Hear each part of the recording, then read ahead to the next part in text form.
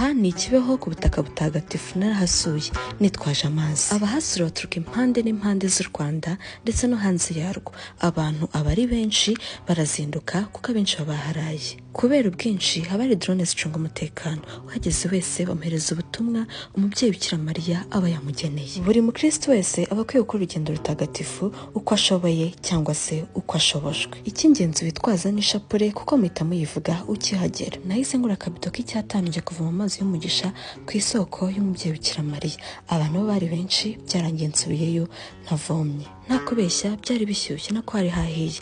Abenshi bari bitwaje imitaka, rinete zanjye ziba ziramenetse ntibyambuza kuririmba. Na Croix-Rouge yari hari, ubuzima bwari butekanye.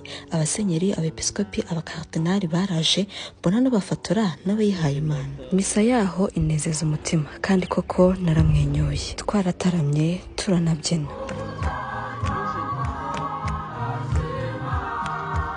Hari abantu bageze ku 20.